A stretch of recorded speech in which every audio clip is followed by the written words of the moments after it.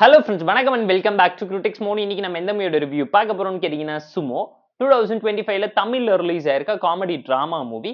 அகில உலக super star Siva, Yogi Babu, Satish, VTV கணேஷ்னு ஏகப்பட்ட பேர் நடிச்சிருக்காங்க. சிம்பிளான ஒன் லைன் ஸ்டோரி. என்னன்னு கேட்டீங்கன்னா, நம்ம கதையோட ஹீரோ சென்னையில டர்ஃப்ல ஒரு ட்ரெயினரா சந்தோஷமான வாழ்க்கையை கேர்ள் ஃப்ரெண்ட் கூட வாழ்ந்துகிட்டு இருக்கும் போது கடலோரமா ஒதுங்கக்கூடிய ஒரு ஜாப்பனீஸ் ரெஸ்லர் சுமோ வீரர் பாத்தீங்கன்னா, அவரோட பழைய நினைவுகள் எல்லாம் மறந்துட்டு ஒரு கை குழந்தையா மாறி சிவாவை அம்மா அம்மான்னு கூப்பிட்டுக்கிட்டு அவர் பின்னாடியே சுத்திக்கிட்டு சாப்பிட்டுக்கிட்டு இட்லி போட்டியில எல்லாம் பணம் ஜெயிச்சுக்கிட்டு இவங்க என்னென்ன காமெடி கலாட்டா பண்றாங்க. ஒரு சில நாள் கழிச்சு சிவாக்கு இவரை பத்தின உண்மையெல்லாம் தெரிய வந்து ஜப்பானுக்கு கூட்டிட்டு போய் சுமோ ரெஸ்லிங் காம்படிஷன்ல இவரை ஜெயிக்க வைக்கிறதுக்காக பண்ணக்கூடிய சம்பவம் என்ன, இவர் எப்படி சென்னைக்கு வந்தாரு, அவரோட வாழ்க்கையில என்ன நடந்துச்சுங்கிறத சிவா எப்படி தெரிஞ்சுக்கிட்டாருங்கிறதெல்லாம் இந்த படம் பார்த்து நீங்க தெரிஞ்சுக்கோங்க. டைம் பாஸ்க்காக பார்த்து என்ஜாய் பண்ற மாதிரியான ஆவரேஜான காமெடி டிராமா தான். நல்ல கண்டென்ட் உள்ள டிராமா. காமெடி படத்துல பெருசா ஒர்க் அவுட் ஆகல. ஃபர்ஸ்ட் ஹாஃப்ல எமோஷனல் டிராமா தான் ஒர்க் அவுட் ஆயிருக்கு. கணபதி சாங்க்கு அப்புறமேட்டு தான் படம் டேக் ஆஃப் ஆயிருக்குன்னு நீங்க ஃபீல் பண்ற லெவலுக்கு கேரக்டர் இன்ட்ரோடக்ஷன்லயே பல சீன்ஸை ஒப்பேத்தி வச்சுட்டாங்க. விடிவி அண்ட் சதீஷ் காம்போல வரக்கூடிய சீக்வன்ஸ் எல்லாத்தையும் பெட்டரா போர்ட்ரேட் பண்ணி காமிச்சிருக்கலாம். அதை தாண்டி நோட்டபிளா இந்த மூவில ஏகப்பட்ட பேர் இருந்தாலும் எல்லாரோட கேரக்டர்ஸுமே வேஸ்ட் பண்ணிட்டாங்களோ நீங்க ஃபீல் பண்ற லெவலுக்கு தான் அவங்களோட screen presence and dialogues timing எல்லாமே இருந்துச்சு. ஜிவிஎம் படம் பாக்குற மாதிரி வாய்ஸ் ஓவர்லேயே விடிவி கணேஷை வச்சு நிறைய சீக்வன்ஸை ஒப்பேத்திட்டாங்க. இன்னுமே அதை பெட்டரா ஹேண்டில் பண்ணிருக்கலாம். படம் செகண்ட் ஹாஃப்ல வாட்சபிளா டீசென்டா இருந்துச்சு. அந்த ஜாப்பனீஸ் ரெஸ்லிங் போர்ஷன் ஸ்லோ மோஷன்ல ரெஸ்லிங் சூமோவை காட்டினது எல்லாமே சூப்பரா இருக்குன்னு நீங்க ஃபீல் பண்ற லெவலுக்கு ஒரு சில விஷயத்த செகண்ட் ஹாஃப்ல இன்டர்வலுக்கு அப்புறம் படத்தை ஒப்பேத்தி கஷ்டப்பட்டு நீட்டா பிரசென்ட் பண்ணணுங்கிறதுக்காக ஒரு சில விஷயத்த கரெக்டா பண்ணியிருந்தாங்க. அதுக்கு ஒரு சில விஷயத்த ரொம்ப ட்ரை அவுட் பண்ணியிருக்காங்க. ஸ்கிரீன் பிளேயோட ஃபர்ஸ்ட் ஹாஃப்ல படம் பெருசா ஒர்க் அவுட் ஆகல. ரொம்ப பிரெடிக்டபிளா ஸ்ட்ரைட் ஃபார்வர்டா ரொம்ப காமிக்கலான வேலை தான் சிம்பிளா கொண்டு போயிருந்தாங்க. எமோஷனல் டிராமாவுமே ரொம்ப ஃபோர்ஸ்ஃபுல்லா திணிச்ச மாதிரி தான் இருந்துச்சு. ஃபைட் சீக்வன்ஸ் சிவாக்கு தேவையில்லை நீங்க ஃபீல் பண்ற லெவலுக்கு தான் அவர் பெர்ஃபார்ம் பண்ணியிருந்தாரு.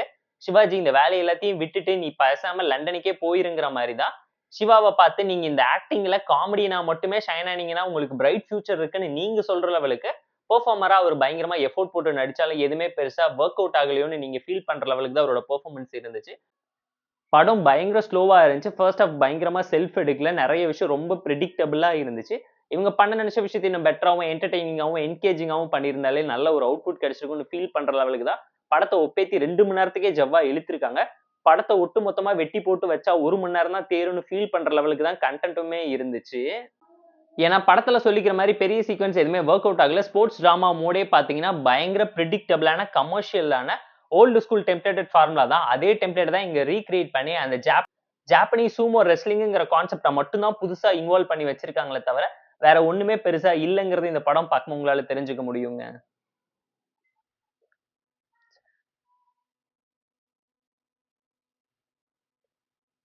அதே மாதிரி அதே மாதிரி இந்த மூவில நோட்டபிளான விஷயமே என்னன்னு கேட்டீங்கன்னா அந்த சூமோ ரெஸ்லர் அதே மாதிரி இந்த மூவில நோட்டபிளான ஒரே விஷயம் என்னன்னு கேட்டீங்கன்னா அந்த சூமோ ரெஸ்லரா வரவரோட பெர்ஃபார்மன்ஸ் செகண்ட் ஹாஃப்ல அவரோட பேக் ஸ்டோரி தெரிஞ்சதுக்கு அப்புறம் அவரோட ஆக்டிங் எல்லாமே அந்த சூமோ ரெஸ்லர் அந்த அளவுக்கு நடிச்சாரானே நீங்க கேள்வி கேட்கிற லெவலுக்கு தான் ஒரு பெர்ஃபார்மன்ஸை கொடுத்திருக்காரு. செகண்ட் ஹாஃப்ல அவரை பத்தி சொல்லக்கூடிய பில்டப் போர்ஷன்ஸ்ல ஒர்க் அவுட் ஆகி அவரோட ஃபேஸ் மேட்ச் ஆகுறதுனால சில விஷயம் அக்செப்டபிளா இருக்கு. அதை தாண்டி எல்லாருமே என்னென்னமோ பண்றாங்க. ஏன் பண்றாங்க, எதுக்காக பண்றேன்னே தெரியாம பண்ணதுனாலேயே பல சீக்வன்ஸ் பெருசா படத்துல கை கொடுக்கல. படத்தோட இன்ட்ரோல் போர்ஷன் கிளைமேக்ஸ் செகண்ட் ஹாஃப்ல அந்த ஜப்பானீஸ் சூமோ ரெஸ்லிங் சுத்தி நடக்கக்கூடிய சம்பவம் மட்டும்தான் படத்தை கை கொடுத்து காப்பாத்தி தூக்கி விட்டுருக்கு. அங்கேயுமே ஒரு சில சீக்வன்ஸை பிஸ்கெட் சாப்பிட்டு மயக்கம் போட வச்சு கடல்ல தூக்கி போட்டு கம்பி கட்டின கதை எல்லாத்தையும் இவங்க பெட்டரா ஓவர் கம் பண்ணி வந்திருந்தா நல்லா இருந்திருக்கும்னு நான் பர்சனலா ஃபீல் பண்ணேன். போர் அடிச்சா டைம் பாஸ்க்காக பார்த்து என்ஜாய் பண்ற மாதிரியான ஒரு ஆவரேஜான தமிழ் காமெடி மூவி தான் இந்த சுமோ.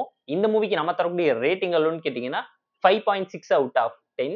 இந்த வீடியோ உங்களுக்கு பிடிச்சிருந்தா லைக் பண்ணி, கமெண்ட் பண்ணி, ஷேர் பண்ணி, சப்ஸ்கிரைப் பண்ணி சப்போர்ட் பண்ணி. வீடியோ பிடிக்கலாம் மறக்காம டிஸ்லைக் வச்சு கமெண்ட் பண்ணுங்க. நம்ம டெலிகிராம் சேனலுக்கு லிங்க் டிஸ்கிரிப்ஷன்ல இருக்கு. ஜாயின் பண்ணிக்கோங்க. டெய்லி மூவி பீட்ஸ் உங்களுக்கு வந்துடும். Tata bye, see you on love you all.